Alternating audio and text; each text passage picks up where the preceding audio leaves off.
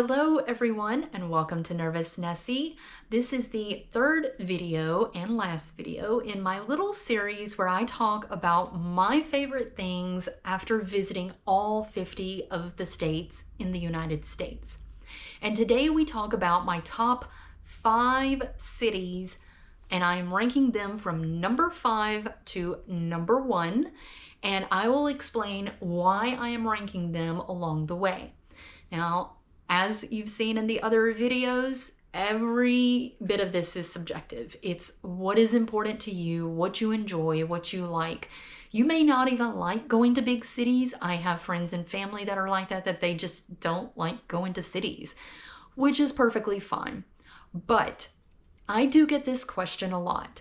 What is the favorite city? What is the best city to go to? What did you really enjoy about specific cities?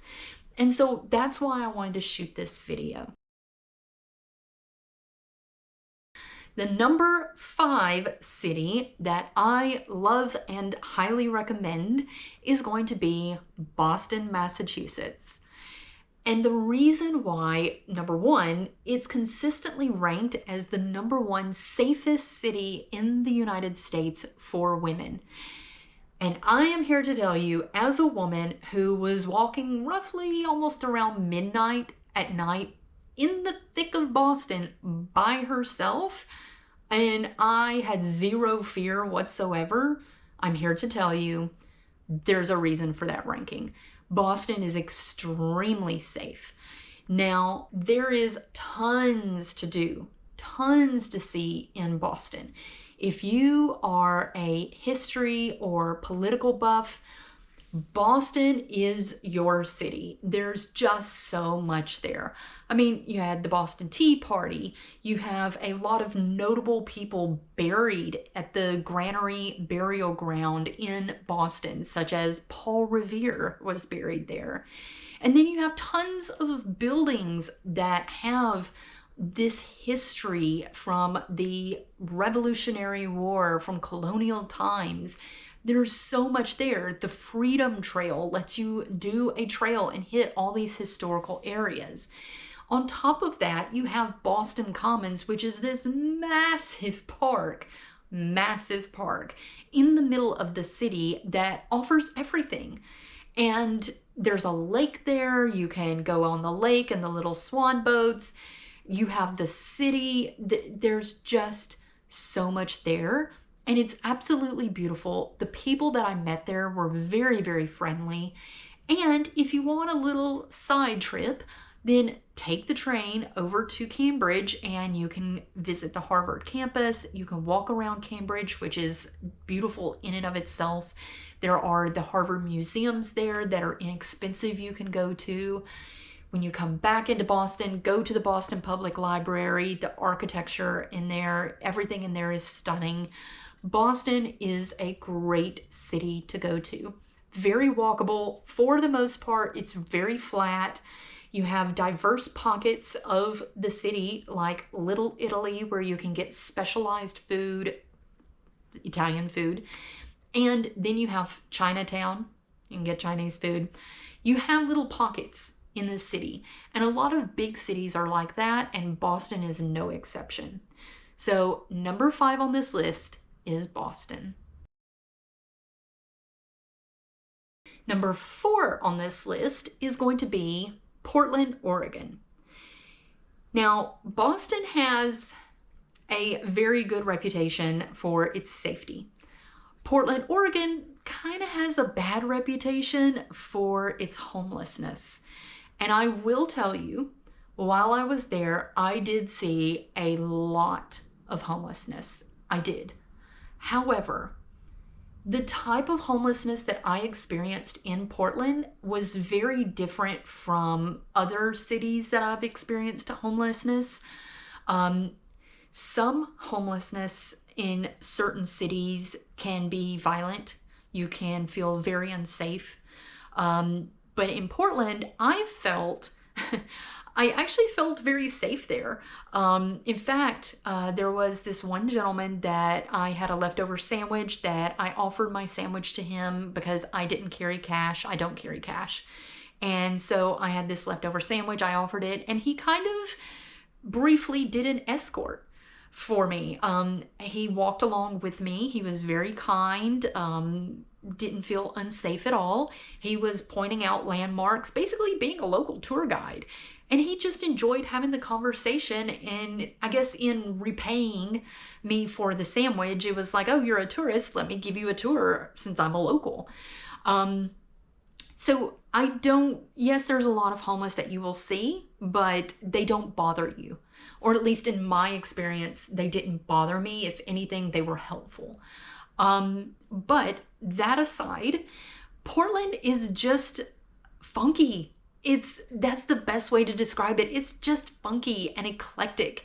And it has this vibe that's just funky and eclectic. You have the Rose Garden there, which is completely unexpected. You know, the mountain on the top where you can go hiking and everything. You have these quirky little shops, mom and pop shops along the way. There's just this vibe there that is very chill and laid back and funky. They do the farmers market every week. It's just a cool vibe. And everyone there, I would say of all the cities, that city had the most friendly people. Everyone that I met was just very laid back and chill and very willing to help. I went to the liquor store there, and the guy was giving me tips on what to do in Chicago because he was originally from Chicago. Everyone there was so friendly. When I first arrived, I didn't know how to get onto the train, and the people working in the station were able to help me. They were extremely friendly. And that's one reason that I rank Portland, Oregon so high, is because they were friendly, and it's just got a very good, loving vibe. We welcome you, very welcoming vibe. My third city that I highly recommend is going to be Washington, D.C., the capital. Why? You will find zero shortage of things to do in the city. You can spend an entire week of just going to the Smithsonian museums, and you will not be able to go to all of them. You can't.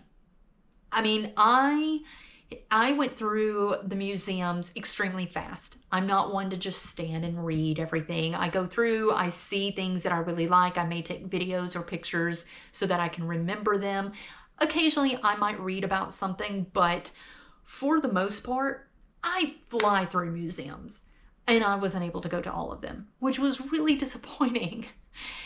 And I also was able to book a tour of the Capitol building and go to the Senate and the House of Representatives. I was able to do the FBI tour at the J. Edgar Hoover building. I tried to do the tour of the White House, and unfortunately it was completely booked up. But again, I tried to do the Washington Monument, couldn't get a pass for that. There's just so much to see there, so much to do, and you just can't fit it all in. I was there for a full week, and knowing everything that I know there and what all there is to offer, I could go back for another entire full week and do completely different things, and there will still be things left that I did not do. It's just so much there. Other than that, I would say the people there are very friendly as well. I took the bus every day, and I also took a train too, but I took the bus. The bus drivers were very friendly. The people on the buses were very friendly, whether it was tourists coming in and sharing experiences, or it was locals trying to go to work and talking to them and getting feedback from them on things to do and how to getting the tips and stuff as a local would know. Everyone there is very friendly. The food is really good. You have a lot of food choices in the city to choose from. And of course, if you want to kind of get away from it all, you can go across the river into Arlington. You can walk across the river in multiple directions. I did that twice. And you can walk all through Arlington. Again, it's just this cool, laid back vibe that is more chill, whereas DC has more go, go, go, very business. I mean, it's the capital, people are running the country there. But Arlington is a little more laid back, and so it's kind of lumped into it. But yeah, I would say that Washington, D.C. is definitely a recommended city that you should visit. My number 2 city that I recommend going to is going to be Los Angeles. Now, it obviously has a bad reputation for whether it's crime, homelessness, just being dirty. Is it all those things? Yeah, there is some crime, there is homelessness, there are pockets that are very dirty, but it is offset by everything else that there is here. There's so much to do. I lived in Los Angeles for 6 years and absolutely loved it. And one complaint that people have in Los Angeles when they live there is that they hate going places. Usually they find an area that is they live in an area that is close to where they work.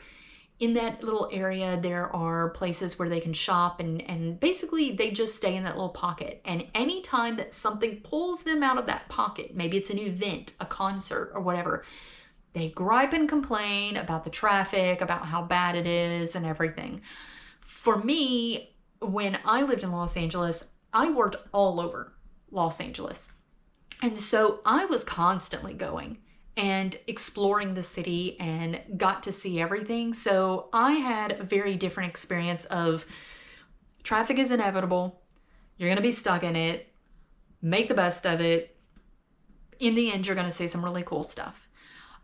You have tons of museums across the city. You have the Los Angeles County Museum of Art, LACMA, right next to the La Brea Tar Pits. You also have other art museums around the city. Of course, it's Hollywood. There are Hollywood tours that you can do. You have the Universal Studios tour and the Universal Studios theme park. You also have the Warner Brothers tour, which I highly recommend. You have all the beach cities, whether it is Malibu, Santa Monica, Venice Beach, coming on down into Redondo Beach, or coming into Orange County. Orange County kind of gets lumped into Los Angeles. Just know that they're two totally different environments. Orange County is a bit nicer, bit cleaner, more family oriented. Disneyland is there. There's Knott's Berry Farm there. It's a lot more families in Orange County, whereas in Los Angeles, it's a lot more single people and couples. So if you're coming to California, kind of pick which one suits you. You can also, in the mornings, you can go surfing at the beach and lay out at the beach. And in the afternoons, if you want to, you can head up to the mountains into Big Bear and go skiing and snowboarding. That's all in one area, just around Los Angeles. There's so much to see there. The Hollywood sign, it's a lot there. And the great thing about Los Angeles is there's so many food options. There's little pockets all around the city that has different types of food and different cultures. You have K-Town for Koreatown.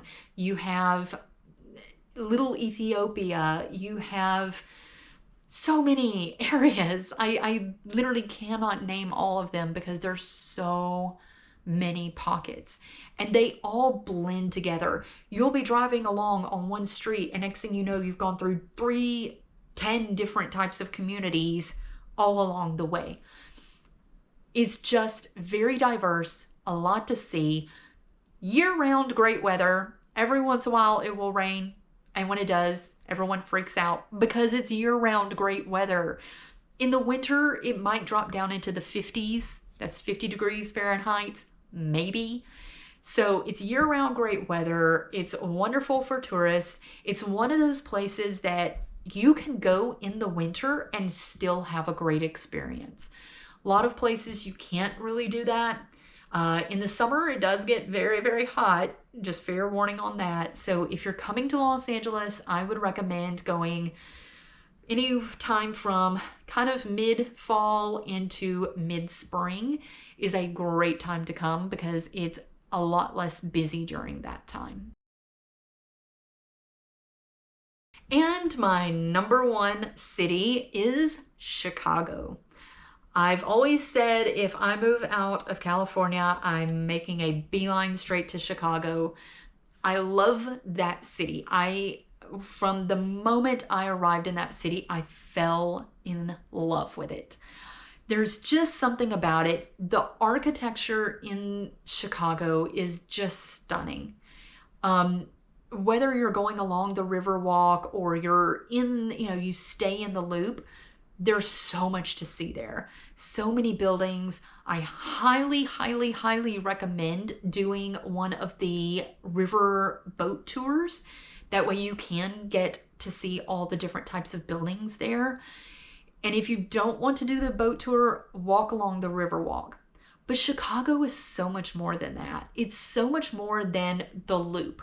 And the Loop is a fairly big section of the city that is where a lot of the museums, the observatory is there, a lot of things, touristy things. You have the Bean and Millennium Park is there. That's your touristy area. But I have been outside the Loop. I have been up to Boys Town and up to Wrigley Field. I have been out toward the west side of Chicago. I have yet to go to the south side of Chicago, and I have a whole list of recommendations for that area as well. But the areas of Chicago that I have been in, every new area makes me fall in love. And I always walk, or I will take the bus or the train to these areas and just get out and explore. The zoo is completely free. The botanical gardens, both of them, there are two, are both free. You just have to make a reservation for a time.